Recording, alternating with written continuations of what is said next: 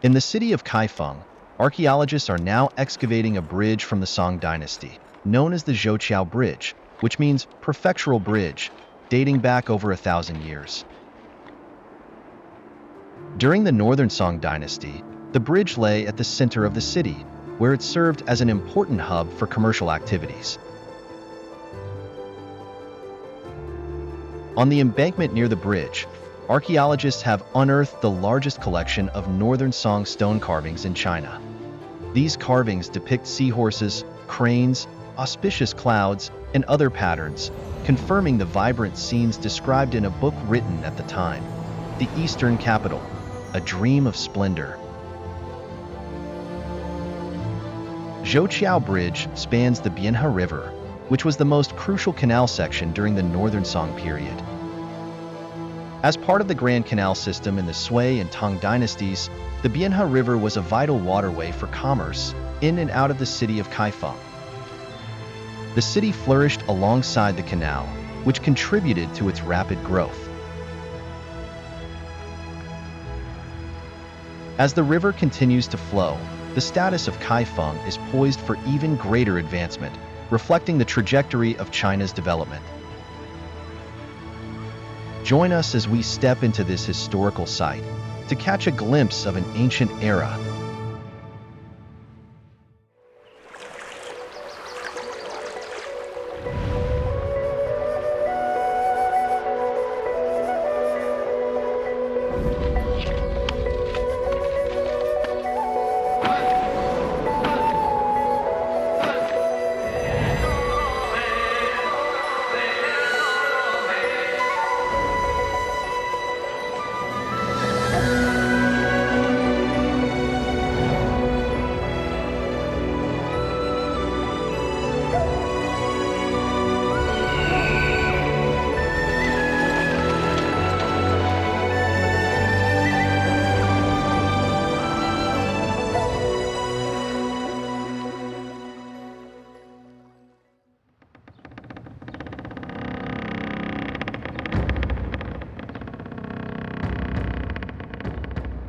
The Song dynasty was established in the year 960.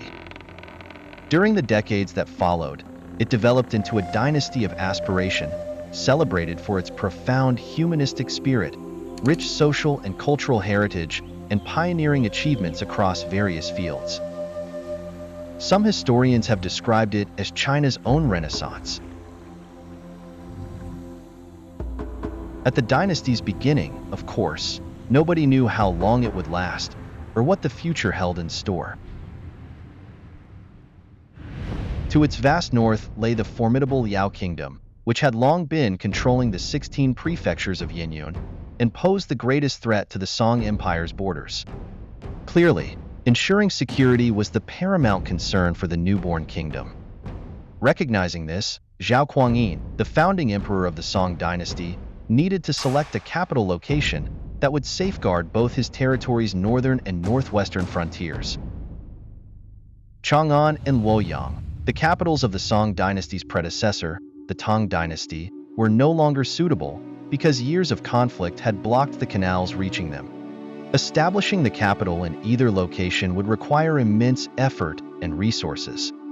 Kaifeng, as the capital during the Five Dynasties and Ten Kingdoms period, emerged as a significant alternative. This historical capital, it was realized, might offer a relatively economical and prudent solution. One problem was that Kaifeng's flat surroundings, without any geographical barriers, offered no protection against external invasion. 这个开封，过去说这叫四战之地，四面八方都可以打你啊！因为他没有任何天险，他还是一心想迁到洛阳去。 Compared to strategically significant locations like Chang'an and Luoyang, Kaifeng offered no geographical defensive barriers. Zhao Qianyin, however, understood the importance of shifting perspectives to overcome challenges. Kaifeng's convenient access and lack of geographical barriers made it an ideal location for launching campaigns towards both north and south. Rather than relying on natural shields, Zhao chose to deploy his troops extensively across the vast plains surrounding the capital. The bold decision would create substantial demands. Whether for defense or to avoid the chaos of the five dynasties at the end of the Tang Dynasty, centralizing power was essential. Zhao Xiao planned to station over half of the country's military forces in the capital. The influx of troops, however, would lead to a massive need for food and a sharp increase in the demand for military supplies. When it came to food production, since the mid-Tang Dynasty, the region from Chang'an to Luoyang had relied heavily on external supplies. By the early Northern Song Dynasty, food shortages in the north worsened an already dire situation. This painting, Fishing in the Snow, was created during the Song Dynasty. It depicts fishermen braving the winter cold to fish in the snow. Snowscapes were a popular theme in Chinese landscape painting during the Song Dynasty, perhaps because of the climate changes of that era.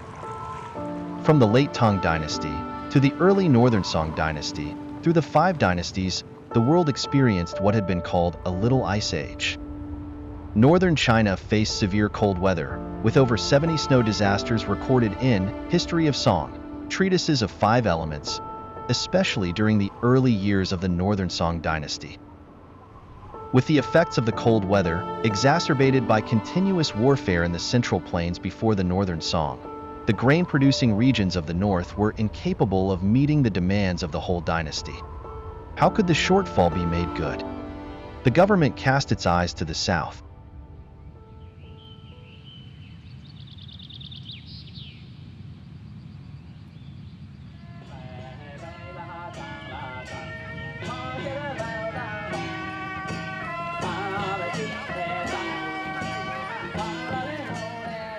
In Lishui, Zhejiang Province, every year during the grain and ear solar term in June, ritual ceremonies are held to pray for good weather.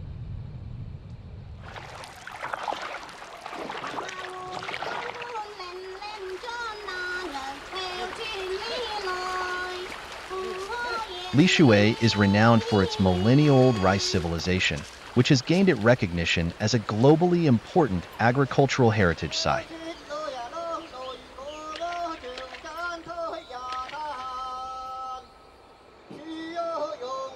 Tracing the development of agriculture today, we can clearly see how vitality finds its way through adversity.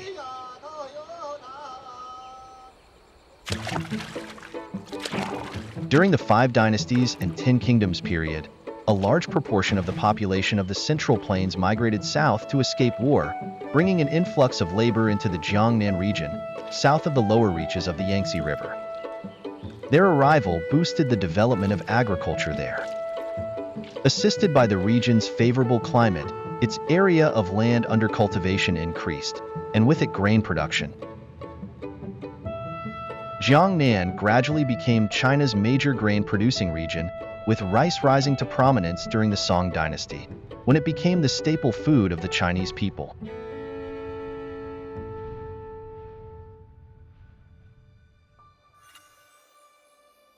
So, with Kaifeng as his chosen capital, the problem facing Zhao Xiao was how to gather the grain of Jiangnan and transport it in. With a magnificent canal in Kaifeng, the solution was readily at hand.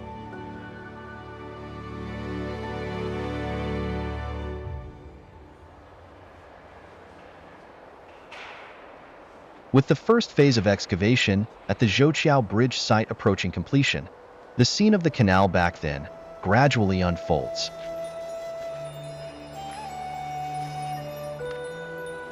Riverside Scene at Qingming Festival, a masterpiece by the renowned Song Dynasty painter Zhang Ziduan, vividly depicts scenes of unloading grain along the Bianhe River. A flat-bottomed barge docks along the riverbank, while laborers remove grain from it, which they deliver to a granary.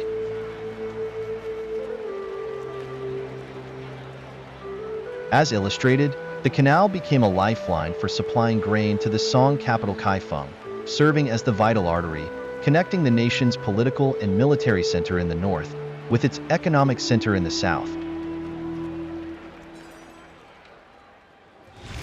With resources assured, a large number of troops and their families settled in Kaifeng for the long term.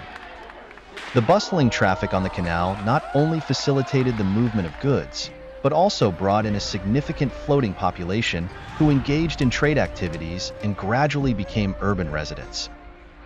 At its peak, the population of Kaifeng during the Northern Song Dynasty reached 1 million. People from all walks of life gathered along the canal, the sounds of their activity filling the air, amidst the prosperity and boundless vitality of the capital. From riverside scene at Qingming Festival, we also noticed the absence of walls separating residential and commercial areas that once existed in the city of Chang'an, which is today Xi'an in Shaanxi Province, during the Tang Dynasty.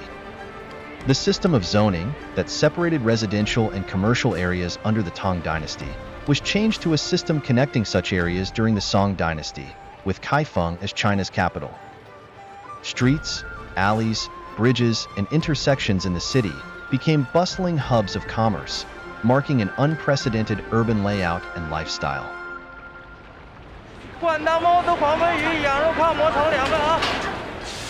This is the Drum Tower Night Market in Kaifeng today. A hive of bustling exchange, the night markets of the capital during the Northern Song Dynasty were no less vibrant. 5 years after the founding of the dynasty, Zhao Xiao delayed the start time of the city's curfew to 1 a.m., encouraging the development of commerce and industry. A century later, the curfew was completely canceled, allowing many shops to operate 24 hours a day. The Southern songwriter, Meng Yuanlao, recorded several famous markets within Kaifeng at the time. The night market is open until midnight, yet it already reopens at dawn. Speaking of leisure venues, they keep running all night long. Round-the-clock commercial activity had become a daily routine for certain Kaifeng residents. The prosperity ushered in by water transportation not only changed people's relationship with land, but also the traditional pattern of production of society.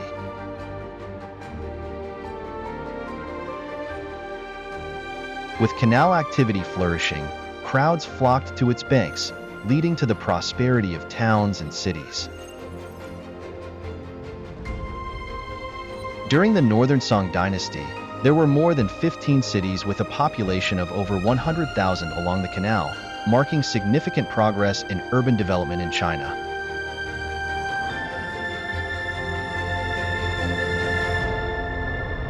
"这就意味着什么呢？意味着城市发展起来了，这是在全世界范围内率先进入近代城市的开端，完全是因为运河。" In hindsight, Zhao Xiao's decision to establish the capital in Kaifeng was the right choice.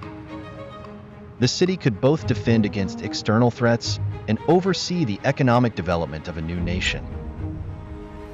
The canal, upon which the city heavily relied, naturally became the nation's lifeblood. The Tongji Canal, dug during the Sui dynasty, was referred to as the Bianhe River during the Tang and Song dynasties.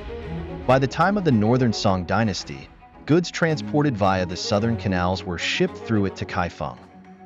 These goods not only had to meet the needs of soldiers garrisoned in the city, along with its nearly 1 million residents, they also had to be transported to the frontier to meet the massive demands of the troops guarding it. The Bianhe River, therefore, became the foundation of the Northern Song regime.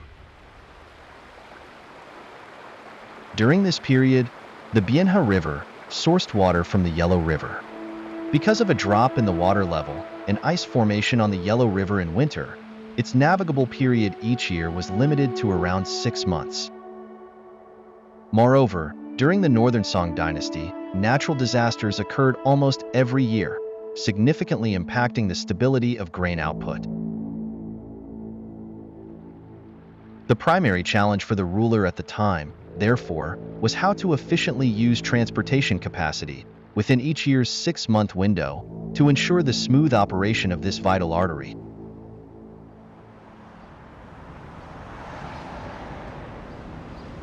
Yizheng, known as Zhanzhou during the Song dynasty, served as a relay point between the northern section of the Grand Canal and the Yangtze River.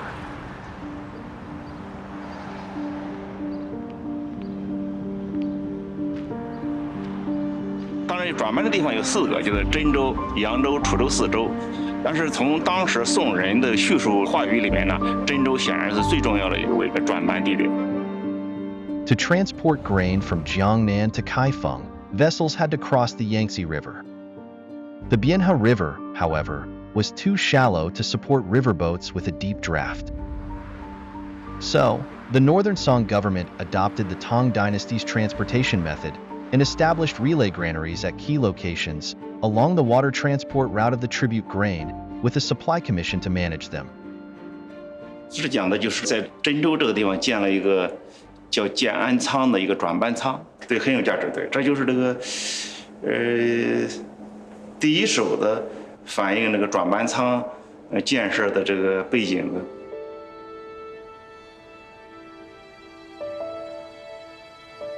当时京沪南北，还有江南东西，还有两镇，他们离开封比较远，长途直达运输都是有诸多的限制。那么这个时候，他们这个继承了唐代的一个运输制度，叫转班法。转班法就是说呢，他们这几个路要运到开封的粮食与其他的物资，先存放到真州、泗州、楚州、扬州这几个地方。 然后再有这个发运司组织汴河过来的船，把这些粮食呢转运到开封去。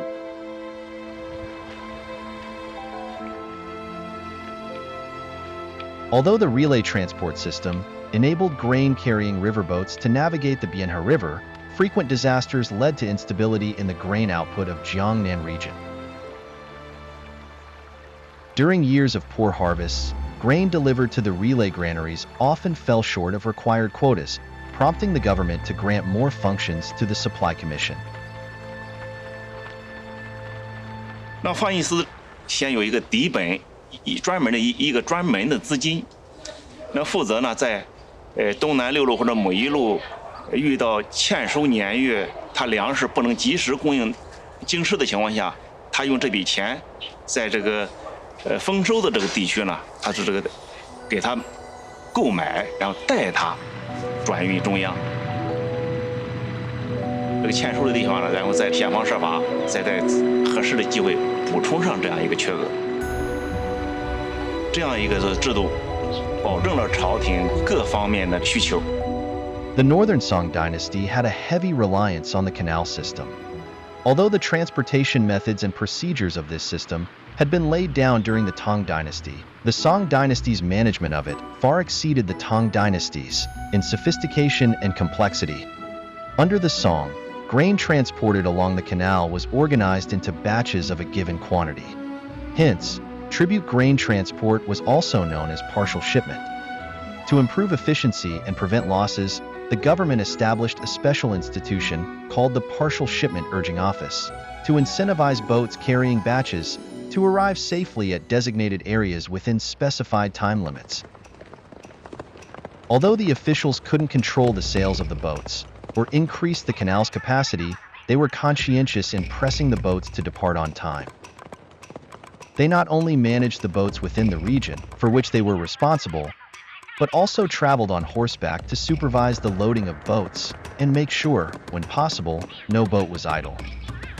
Thus, tribute grain transport became a finely tuned system, supervised by various officials. Boat allocation officials were responsible for managing boat dispatch and warehouse transactions. Unloading officials oversaw the unloading and transportation of goods carried by boats. And supply allocation officials were responsible for the timely allocation and dispatch of money, grain, salt, and other goods.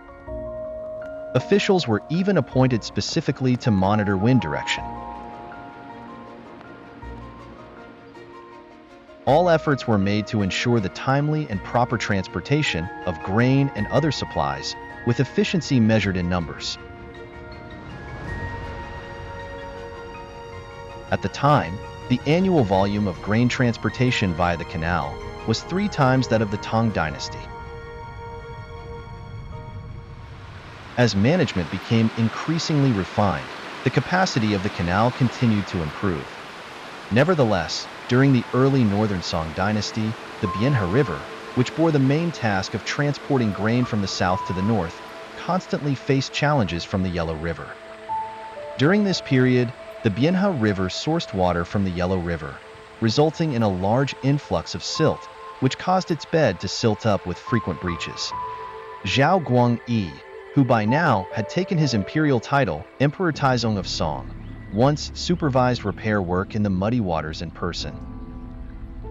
When someone tried to dissuade him, he replied, "With the capital raising hundreds of thousands of armored soldiers and accommodating millions of people, and the whole nation relying on this canal for grain transportation, how could I not pay attention?" Consequently, the Northern Song government allocated substantial manpower, resources, and finances every year for the maintenance of the Bianhe River. Avoiding the adverse effects of the Yellow River became an increasingly urgent problem.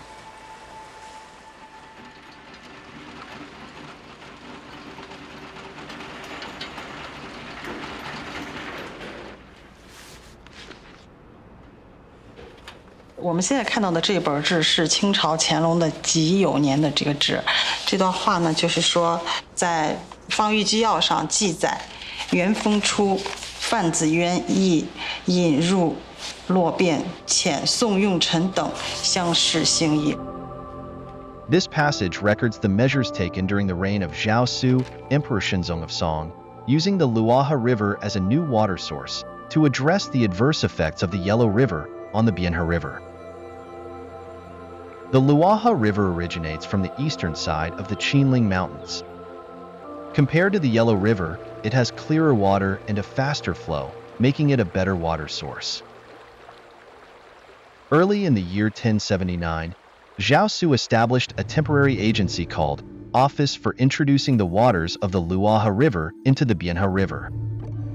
After 14 months of planning and construction, a 25.5-kilometer-long water diversion canal was built, sourcing water from the Luaha River. Sourcing water from the Luaha River allowed the Bianhe River to avoid taking in silt from the Yellow River. This extended its navigation time by almost one-third and ensured its continuous flow throughout the year. With the increasing demand for freight, a series of water transportation technologies emerged to ensure the smooth operation of the canal.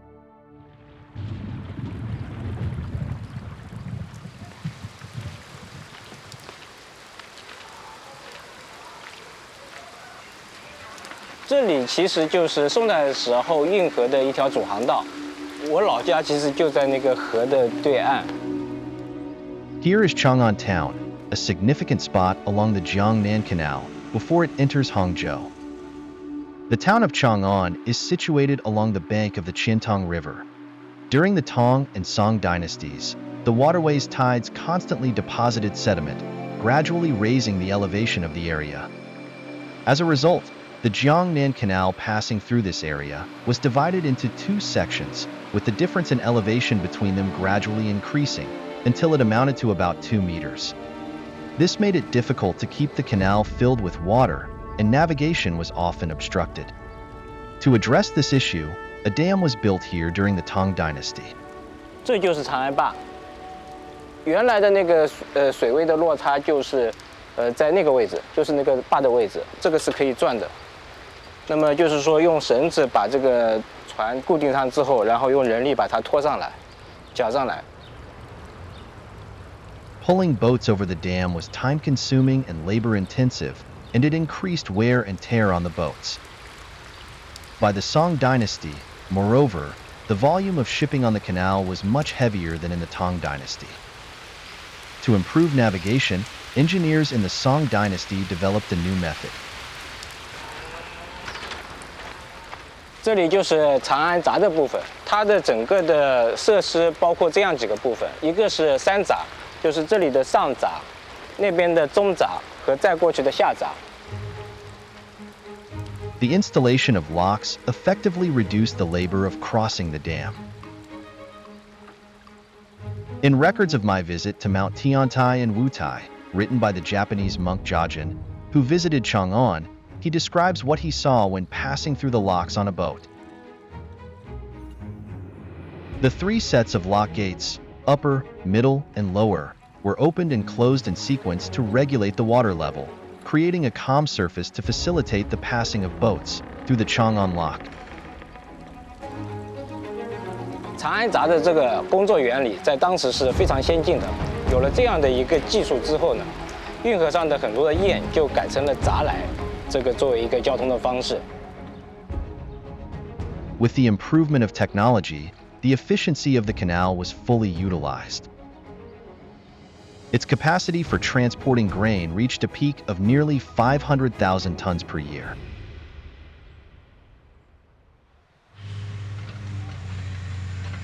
The dependence of the Northern Song government on the canal also directly drove the development of a shipbuilding industry.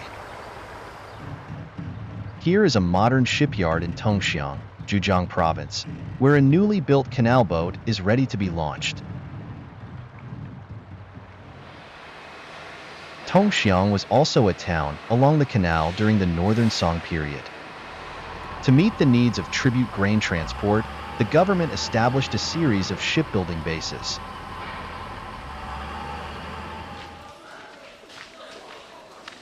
As in the past, before building a ship, designers draw proportional design drawings. This method, called lofting, originated during the Song Dynasty. 方样的出现，对你那个每个船钢料的估算呐、包括整个材料的用料啊，基本上一致。我可以一个样板发到很多船上去，同时开工，这个船就可以实现标准化生产的。 The widespread adoption of lofting improved efficiencies and enabled the mass production of ships.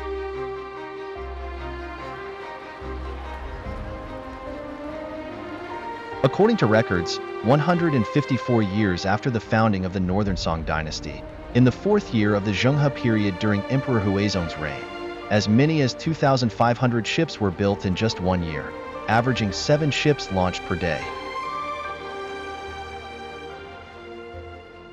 From wooden ships to iron ships, the shipbuilding technology of the Song Dynasty has lasted 1,000 years and continues to be referenced today. From tribute grain transporting to meeting the daily needs of the people, from official channels to shared waterways accessible to everyone, rulers increasingly opened up access to the canal. The development of the canal was important to leaders because it ensured the normal operation of the country. For those living along its banks, it provided livelihoods and new business opportunities.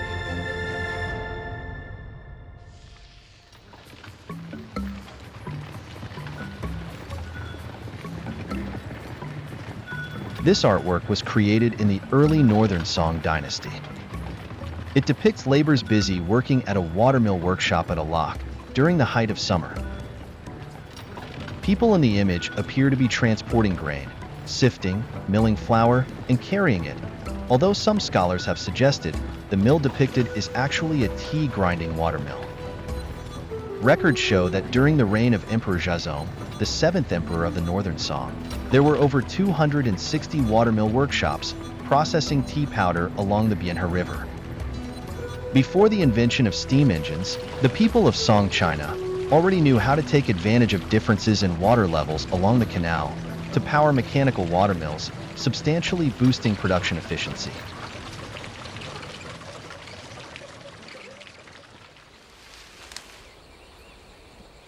A type of tea cake from the Song Dynasty is now being researched and revived by today's inheritors. Tea flourished during the Tang Dynasty, yet reached its peak during the Song Dynasty. In the Song Dynasty, in fact, tea became a state-controlled commodity, serving as an important source of national revenue. During the Northern Song period, the Liao dynasty in the north constantly threatened the Northern Song regime. To ensure the dynasty's security, the Northern Song had to deploy a large number of troops on its border. Military expenditures accounted for 70 to 80% of national fiscal revenue at the time. It became clear that agricultural taxes were not enough to fund government spending. Revenue from monopolies and commercial taxes became crucial means to fill the fiscal revenue gap. The tea trade was also one of the ways the government expanded its revenue. To increase its income, the Northern Song government recruited merchants to transport army provisions to the front lines. In return, the merchants were issued with a certificate with a higher value than the actual worth of the goods they transported. The merchants could then exchange these certificates for salt and tea at locations designated by the government and resell them nationwide via the canal.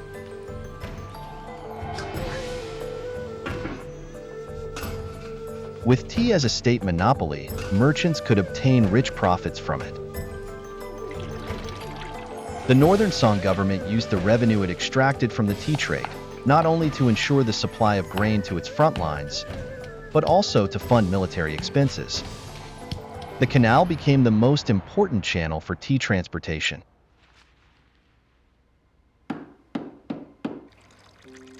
Leveraging the convenience of the canal, more and more merchants used it for trade, leading to a significant increase in government revenue.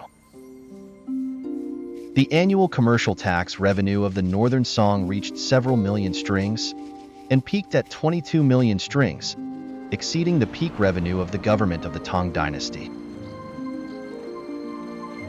By this time, the use of the canal for transport was no longer exclusive to the state. It became an open public waterway network, hosting an increasing volume of boats, barges, and ships.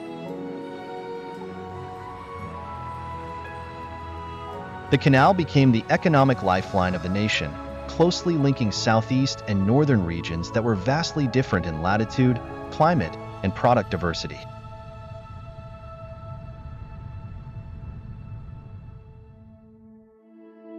Despite the improving economy, however, the decline of the Northern Song's power could not be reversed.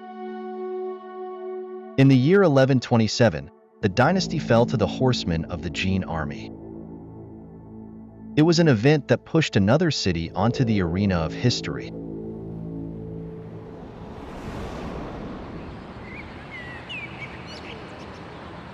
Hangzhou, located at the southern end of the Grand Canal, also lay on the meeting point of the Jiangnan Canal, the Eastern Zhujiang Canal, and the Qintang River. After the fall of the Northern Song Dynasty, its 10th and surviving Emperor Zhao Go, amidst turmoil and upheaval, established the Southern Song Dynasty. Eventually, he designated Lin'an as his temporary capital, which is the modern-day Hangzhou. Despite continued threats from northern powers, the Southern Song Dynasty remarkably endured for over 150 years. How was this achieved? Historical Hangzhou and its waterways played a crucial role.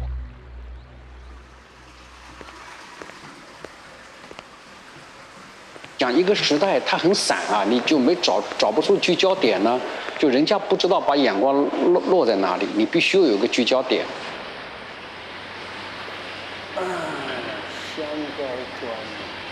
从临安城作为一个聚焦点来观察那个时代。This is an excavation of remains from the Southern Song in Hangzhou. In 2004, archaeologists unearthed the ruins of the period's Imperial Street here. Imperial Street had been one of the busiest commercial areas in Hangzhou since ancient times. Bao Weiman, an expert in the history of Song, has devoted himself to unraveling the mystery of how the Southern Song Dynasty managed to endure for so long.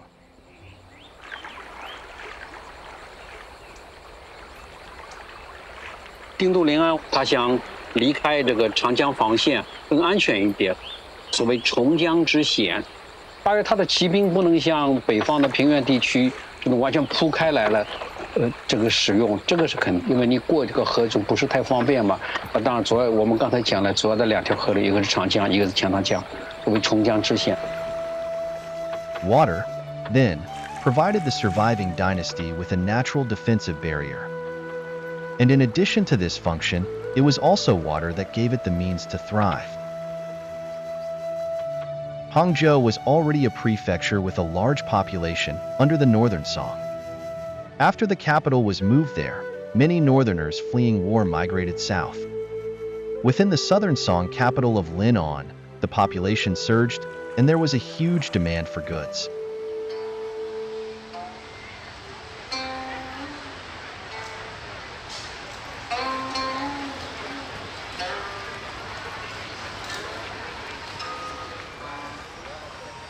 玉阶一直是这个城市的中轴线，它的宽度啊、建筑体量啊，你可以去想象跟唐代长安的完全不一样。南宋的有个人叫周辉，他就说，在北宋的时候啊，就在开封那个玉阶呢还是很宽的，皇帝这个反正有皇帝出行，两边的这个老百姓当然根本够不上了，对吧？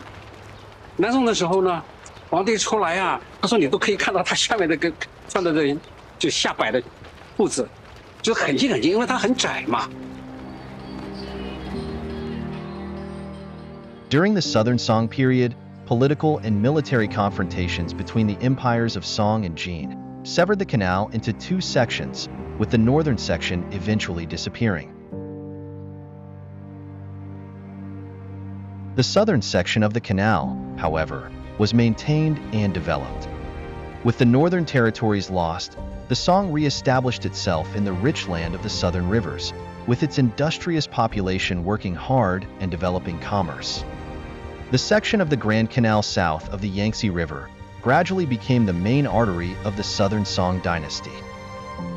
这个地区的经济的发展的，它的背后的基础是这个整个的普遍民众的辛劳的投入。你就是你一块田，我一年种2季，它不是说我的产量增长100%就产出是200%了，不是的，可能只增长50%，产出是115%，但你劳动力投入可能要250%。The existence of the canal amplified the diligence of the common people. Lu Yu, a poet of the Southern Song Dynasty, wrote of the importance of the Jiangnan Canal to the temporary capital, Hangzhou. There were no waterways from Jinkou to Qintong before the Liang and Song dynasties. It was during Emperor Yang of Sui's time that the canal was first dug, 400 kilometers long and 33 meters wide. The court was able to establish its temporary capital in Qintong because of this canal. Both the Bianhe River and this canal were built by the Sui dynasty, but eventually benefited our Song dynasty. Isn't this the work of destiny? 它是一个主要的交通干道，不仅仅是因为它要把周边的这个物资、财政收入通过江南运河运过来，另外呢，也是这个朝廷，因为政治中心、指挥中心在这里嘛，它跟外部世界的联络也是主要靠这条河流。With the relocation of the Song capital, a large number of artisans also came to the Jiangnan region. The handicraft industry along the canal began to flourish. This particular type of dyed and printed blue fabric is called blue calico, known as indigo-dotted fabric in the Song dynasty. By the Southern Song period, the blue calico industry in Jiading and Anting towns had become extremely prosperous. Visitors were greeted with a scene of weaving looms everywhere, dye houses on every street, and a river cluttered with boats shipping cloth. As textile technology developed, the industry's division of labor became more refined. This is a Yuan dynasty copy of the Southern Song, image of plow and weaving, consisting of 24 scenes, depicting the entire production process of sericulture and silk weaving in the Jiangsu and Zhejiang regions, from washing and selecting silkworms in December to putting silk into boxes after being woven. The picture had a wide influence in the Southern Song dynasty, which saw great improvements in silk weaving technology. The efficiency of canal transportation also facilitated the movement of industrial workers, another cause of the rapid development of the textile industry. 因为靖康之难以后，北方很多人逃难逃过来了，所以大量人口聚集在这里，它会推动这个地区在某种程度上的发展。Before the Jiading period during Emperor Ningzong's reign, In the Southern Song Dynasty, the powerful Jin dynasty from the north never ceased its aggression. The Southern Song Dynasty had to maintain a strong military, resulting in enormous consumption of supplies and other resources. Yet precisely because the Jiangnan Canal spurred economic development along its banks and became an important channel for the government to issue decrees, dispatch troops, and circulate goods, the city of Lin'an had a solid foundation. Perhaps it was adversity that spurred the dynasty's economic resilience. During the Northern Song, Hangzhou was a terminal of the canal. By the time of the Southern Song, it had become the hub of the water systems of the south, the heart of a radial transportation network extending out to different regions. In the bustling capital, markets gradually expanded throughout the entire city. Wu Zimu's Remembering the Prosperity of Lin'an vividly describes the prosperity of Lin'an during the temporary residence of the dynasty. In the capital where the Southern Song court temporarily resides, there is a rich gathering of goods, with various industries flourishing. From outside the Herning Gate to under the Guanqiao Bridge, there is not a single household that is not engaged in buying and selling. The population in the city is thriving, and there are more than 10 times as many people engaged in business as in the past. It is bustling and lively, unmatched by other regions. Today's port city of Ningbo was known as Mingzhou during the Song Dynasty. It served as both the end of the eastern Zhujiang Canal under the Southern Song and one of the starting points for the country's overseas trade. Because of Ningbo's favorable position, trade routes were opened here during the Tang Dynasty to the Korean Peninsula, the Japanese archipelago, and Southeast Asia. Subsequently, during the Northern and Southern Song dynasties, Mingzhou port became one of China's major hubs for seaborne trade, alongside Guangzhou and Quanzhou. Wang Guangyuan, from Ningbo Municipal Institute of Cultural Heritage Management, is currently restoring locally excavated artifacts from the Southern Song Dynasty. 从我们宁波的本地的城市考古这一块来看，来自于全国著名的窑口，在我们宁波城市考古中，其实在南宋这个时期都有发现，包括一些海外的，比如说波斯釉陶啊、高丽青瓷啊，在我们这里其实都有发现的。这从侧面呢，可能也印证了，就是当时我们宁波其实是一个东亚的这么一个商贸的中心吧。In the early Southern Song, invading Jin soldiers forced Zhao Go to flee Hangzhou by ship. It was during this period that the declining dynasty turned its attention to trade by sea.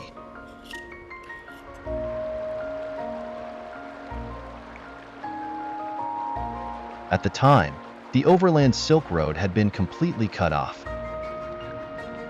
Establishing a new regime was involving great expense. Faced with this situation, the Southern Song court wisely directed its gaze towards the ocean.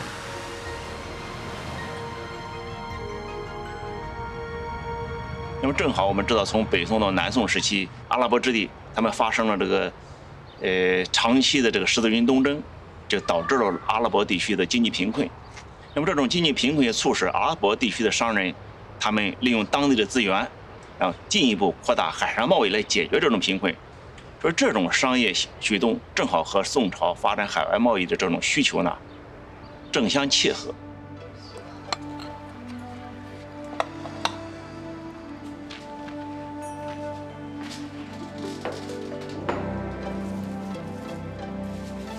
In the maritime trade linking east and west, spices played a crucial role. As the capital of the Southern Song Dynasty, Hangzhou was the largest market for them at that time. Its residents' demand for goods transcended mere survival and sustenance needs, leading to a rapid change in urban fashion. The upper class, for example, could not do without perfumes in their daily lives. Perfumes were added to cosmetics used by women, and a trend emerged of using fragrant soap for bathing.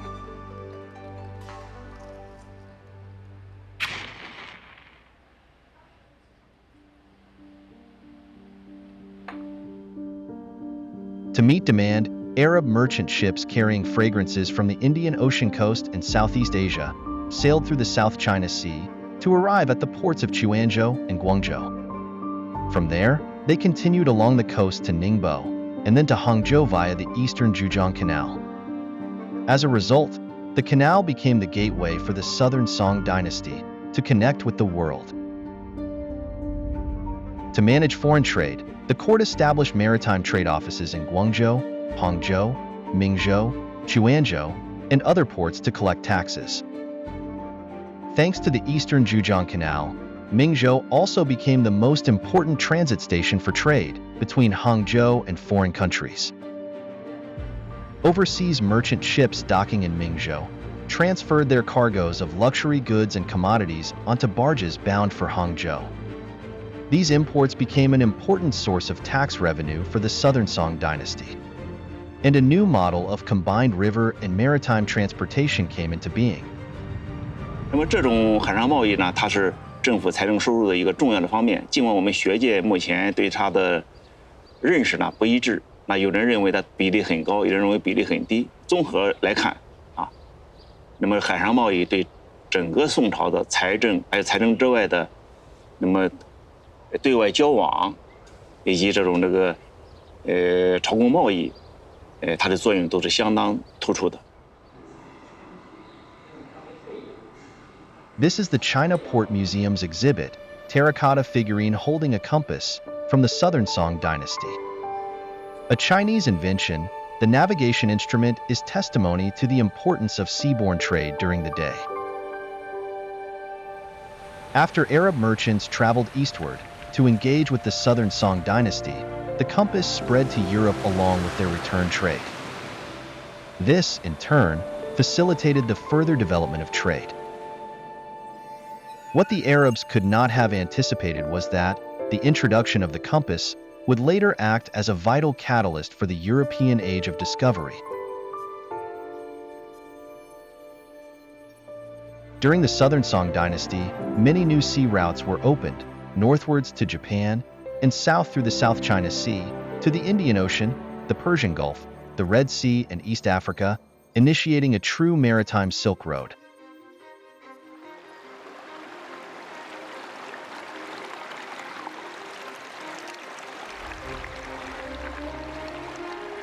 Almost all ancient civilizations have had close ties to great rivers and seas, which supported them as channels of communication and sources of sustenance. In this regard, the Song Dynasty of China stands out as a unique example.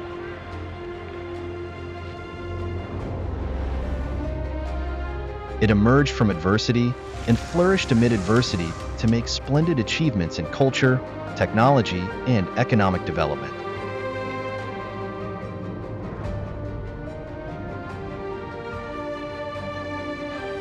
A great waterway flowed through the dynasty, linking its significant milestones and witnessing its rise, fall, and transformations.